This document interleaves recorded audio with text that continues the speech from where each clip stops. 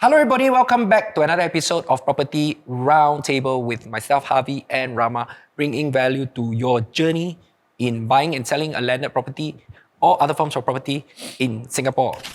No JB. Okay. Okay. This topic we never do before. Yeah. This topic we never do before in the sense that this whole concept was never even shared on video before. So if you're somebody who is very interested to find out, right, how do you manage your sales process from a sale to a buy or buy then sell? Today is an episode for you. Yes. Okay. Actually, the reason is because a lot of our clients ask us this year, we always tell them, but we never ever share on video. You have no option because this topic is about option. Yeah. Okay. So the topic for today is timeline management for buy and sale process. Yes. So there will be a few factors like we talk about what are the things typically we discuss for such timeline management and what are some of the things that you need to take note of to complete the deal. Yes, and this topic came about because some of the clients were unaware of how these things work.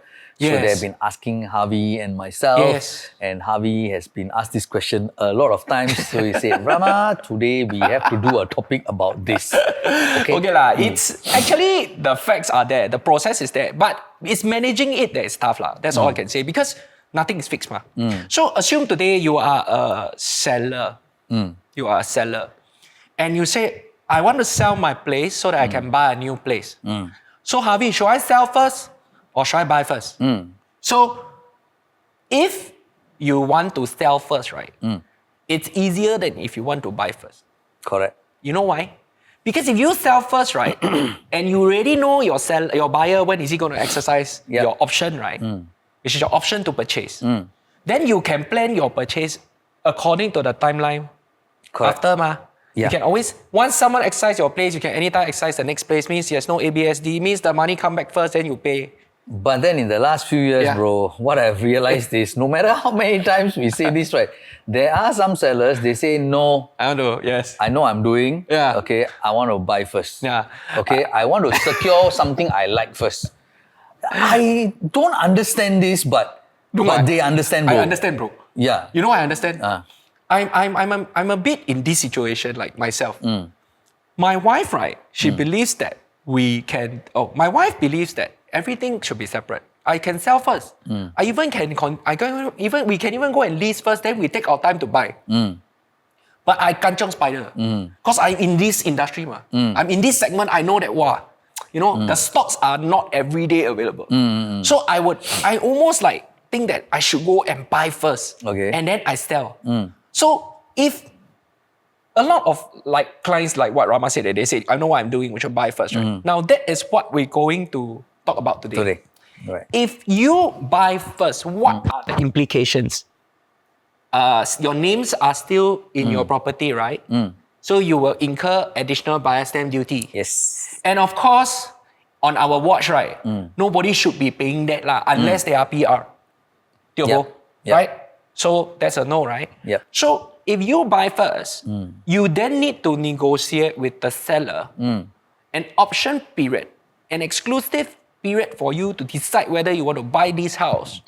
And then it is beyond 2 weeks, because a typical option period is 2 weeks. But when you buy, it's a private deal, it can be many months.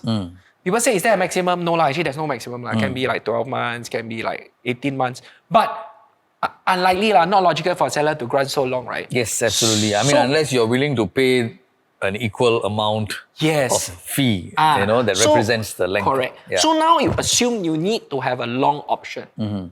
What is it you have to take note next, which is your option fees? That's right. So always remember it's an exchange, okay? Correct. An option is exchanged for an option fee. Yes. That's how it happens. Correct. So ideally, ideally for a buyer, right, $1 is also considered an exchange for an option, but it doesn't resonate the value of the property. Absolutely, So usually it's 1%. Let's say you purchase 4 million, it's 1% is 40,000.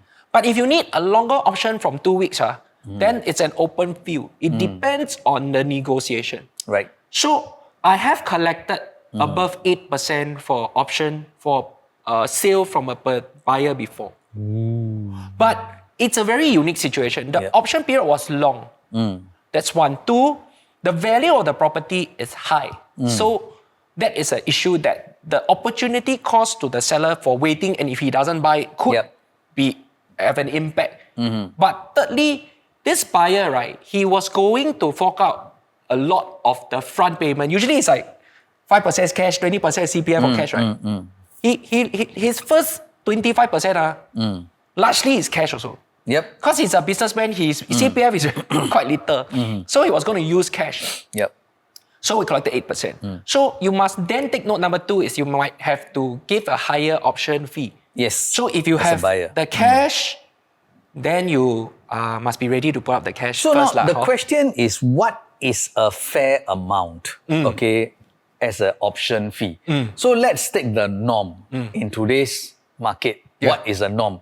It used to be 2 weeks, but now it is, I think 3 weeks is a norm because of the even holidays. even a month. Bro, it's either the holidays is the problem for the 2 weeks becoming 3, or the bankers and the rest of them are really working very slow now. Okay? Yeah. So now the buyers also, or the agents also very kanchong. Hey, bro, let's do 3 weeks. Correct. So 3 weeks is now become a normal option for an option fee of 1%, which is a standard.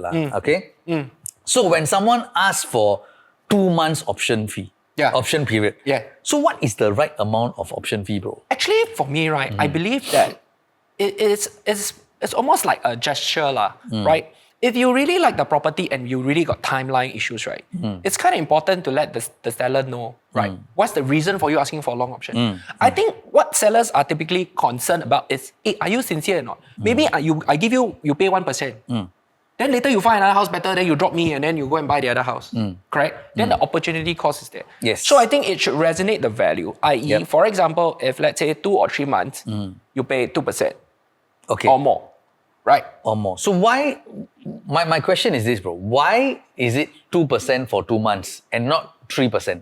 Again, because it's a private negotiation, right? So it's almost dependent on the negotiation. Like, how do you negotiate your way to a 2 or 3 or 4? It really depends. Right. But usually it's capped at 5 because 5% is cash. It's just who holds the full amount. Like usually the 1% go directly to the seller. Correct. Then the 4% helped by the lawyer, right? But this time this goes directly to the seller. So right? the more ask upfront, more goes to you, right? But you're also not ready to go and buy something else. It's just the money sits in your account only. But so therefore, you need to be concerned about this. So how much and how to go about it, we'll negotiate. That one, but that's also another way that we can negotiate this in a fair manner, okay, which I've seen happen in lately, okay, is they come up with what a rental value per month would be for a particular property. Say for this landed property, it secures about 10,000 per month. Okay, so that is like 2,500 per week, right? So if let's say they ask for 4-month option, okay, that's $40,000 of rent, worth of rent okay, that's just an arbitrary number. So your option fee cannot be lesser than 40,000. That's what you mentioned by opportunity cost. Correct. Right? That's not equal, right? So it has to be definitely higher. So if let's say the selling price is, as you took it, 4 million, right? 2% will be 80,000. That's really enough because 40 to 80. Correct. Right? So that makes sense. So actually we can try and convince the seller or in terms of the buyer to even pay that amount because it makes sense. Right. I think what the seller just wants to weed out is people who are not sincere, right? So if you're sincere about buying the house and you have cash up front, it's either A, you're ready to pay the option fee up front, or B, if you don't have the option fee up front, it became a problem. Recently, we managed to conclude a deal for our buyer over another buyer who was competing in the same unit. It was only because the buyer who wanted to buy originally is only able to fork out 1%. Whereas our buyer was more sincere, he was able to fork out more. So that was the seller's intent and that was what the seller wanted. So we got the house. So that's 2, which is the option fee. Now 3, there is this thing, right? Timeline management is, okay, so when do I collect all my money? So if let's say you have a 2 weeks option, 10 weeks completion means total 12 weeks, means 3 months. So Rama, when do you collect all the money? You collect all the money, all the money has to be split into 2 okay, or rather 3. Okay, why 3? Let me explain to you. You already, it's actually 4 parts. The first part you already collect, which is the option fee. Option fee. Then there's balance 3 parts, which is the stakeholding fee, which is the exercise fee, which is still not into your account yet. Okay, and then the completion account, the final amount, cash proceeds that needs to be given to you. Yes. And the third one, which is your CPF returns, if there's any. Correct. The Yep. CPF refund Yep. with the accrued interest. So some buyers are unaware of the fact that when money goes back to CPF, that it's not ATM, you straight away press the money will come out. Yep.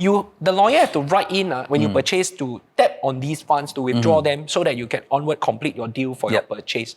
But because for those we're talking about is you buy first, so your timeline is set upon when you exercise. Exactly. So your timeline may shift. The total time could be the same, but when you complete could be earlier or later. Now that puts you on the back foot when you sell. Yes. Because if the buyer that comes along is able to offer you a good price, but he needs a long option, right? If it is longer than your option that you got granted, right? You can't sell to them because you will incur ABSD. Yes. You will lose money there and you just to take money here, so you can't do the deal. So basically, the person who's going to handle this part of the paperwork is the law firm that you are going to appoint. Okay. Nonetheless, even before the law firm is appointed, these negotiations already take place. Yes. And that's where we come in. So we are taking the biggest part of the responsibility to make sure this timeline is managed correctly. Correct. Remember, when you get yourself a law firm as a seller, they are representing you in two things. One, they are representing you in the sale of the property. Yeah. Next, they are also representing you in the redemption of the loan that you have with any of the banks. Yes. Okay, so they're actually representing you in these two things. And at the same time, they are also have to communicate with CPF, like what Harvey said, to get your CPF refund back. So these are the people they communicate with, and this is the job that they are doing for you. Yeah. So now we've clocked the fact that your proceeds, so you know when your money is coming back. And if you were to do a purchase, right, you will need to make sure that the completion of your purchase is at least 2 weeks later than your sale completion to take money, because then you can withdraw your CPF. I would prefer if it's 3 weeks, bro. Just in case, just in case. Okay. 3 weeks. Yeah. So that is a point that you need to note, basically, that you need to buffer some time. Now, typically nowadays, right, some sellers when they sell, right, since they haven't got their purchase, so they will go into, assume now you sell first, say, okay, Harvey, Rama, you all say, okay, I listen, you will sell first. Then they say, hey, but how can I get extension stay or not? Okay, this one is different. This one no longer long option. This one is after completion, you're asking for extra stay. That means, what does extension stay means? Means the house already owned by the new buyer. The title transfer already. You go inside in lease, you go and check the ownership. The new owner name is there. Yes. But because you sold them and one of the conditions that you set, let's say, and was agreed by the buyer is that you continue to stay in that house. It's called an extension stay. This is included in the OTP, bro? Yes, written. Okay.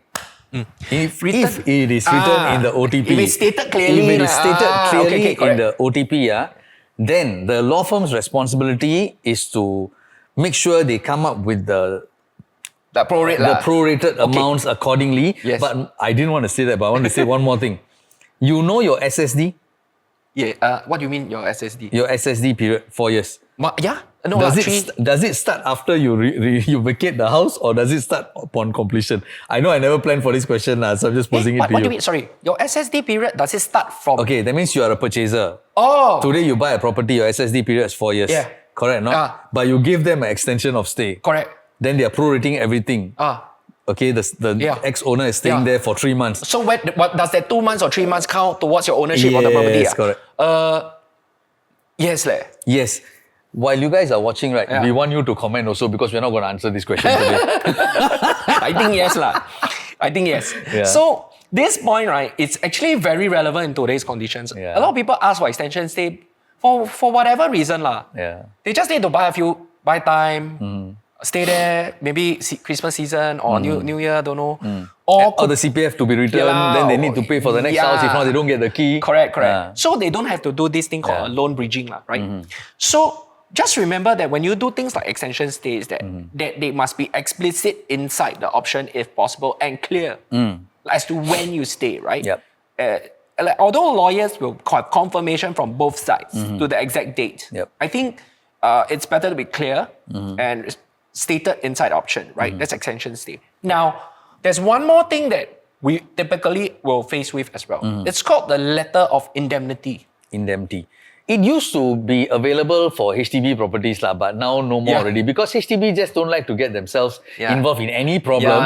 So they realize this is a big problem, so they just did away with the letter. But this is a private treaty, so we can have this. So, what does the letter of indemnity do? If you are the seller, you sold the house, but you're still staying there. Ask you, bro, is it fair that you pay for the property tax and the maintenance fees and all the utilities? I'm staying there. You're staying there? Extension stay, you free stay. Then I have to pay. Yeah. So, bro, if I'm the one asking for a favor, as I negotiate and present my offer, I'll say, hey, don't worry, bro. I take this from you. I compensate you accordingly. I know if you stay there, you have to pay all this, but I will pay. That's what I would do. Okay. So, there's this letter of indemnity, right? Because the ownership has changed.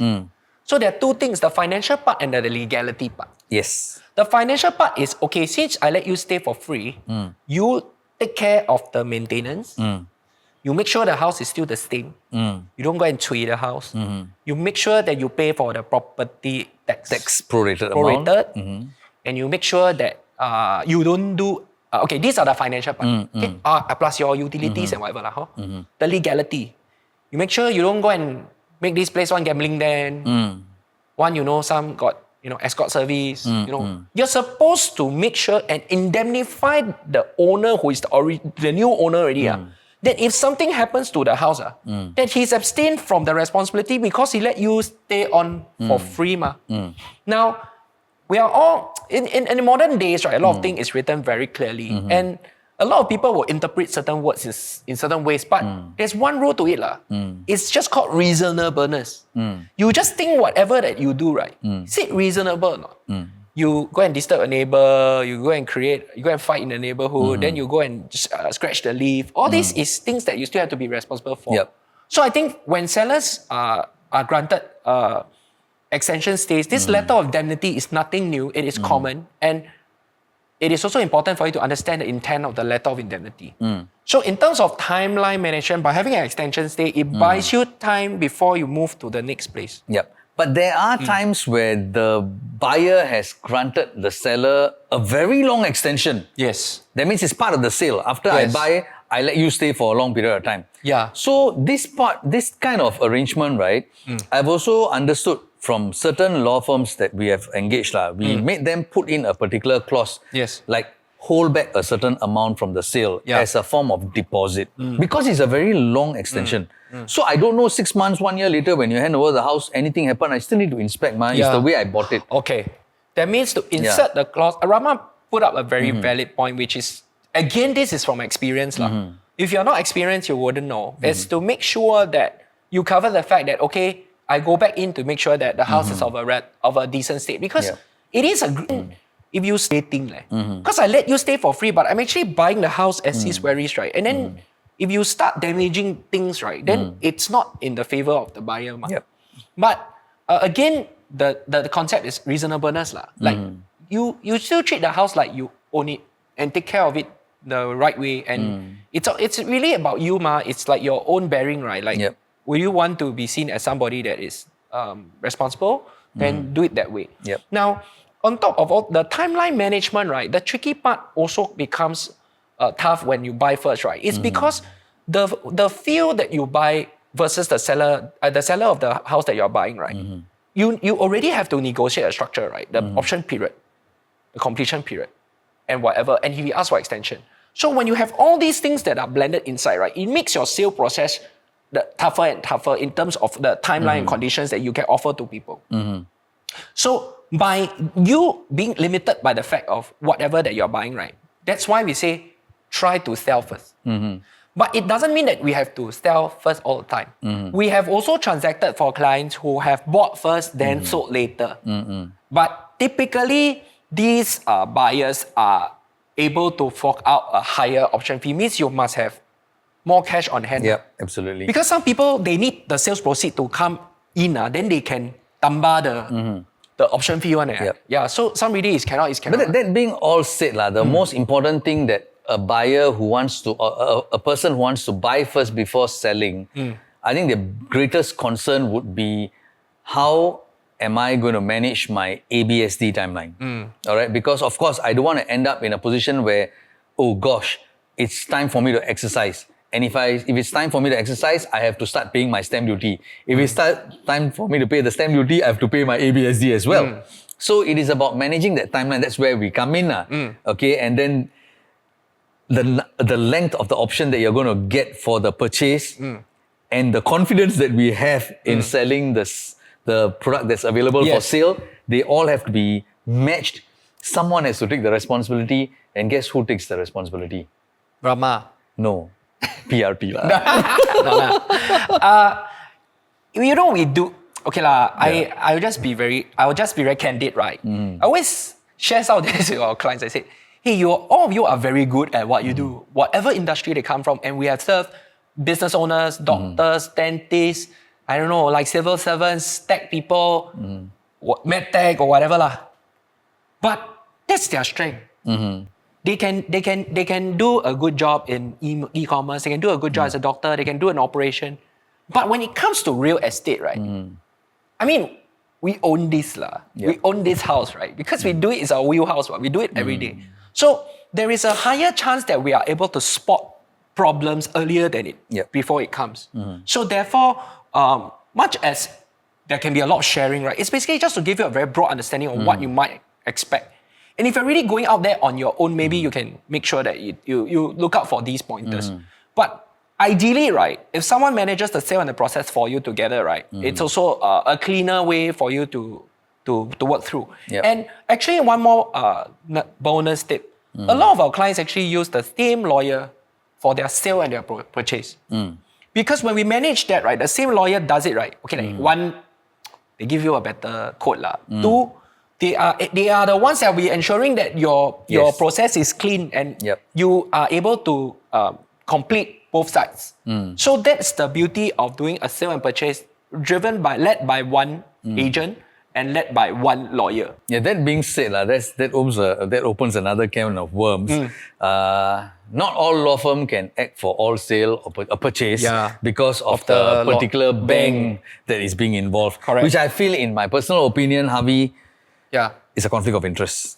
Okay, but we're not going to go into that topic today. I hope any of the bankers or banking staff, you're hearing this, it's a super conflict of interest. You don't get to choose the law firm. Okay, the buyers get to choose their own law firm. That is how it should be. That being said, I think all things being above board, I think for convenience sake, always good for the same party to do so. The lawyers are not the ones that are at fault lah. I would think that certain banks may not have certain lawyers on their panel for whatever the reason. Panel. Yeah, they have a panel. So that it's a topic for another day, or maybe a mortgage broker can come and talk about it.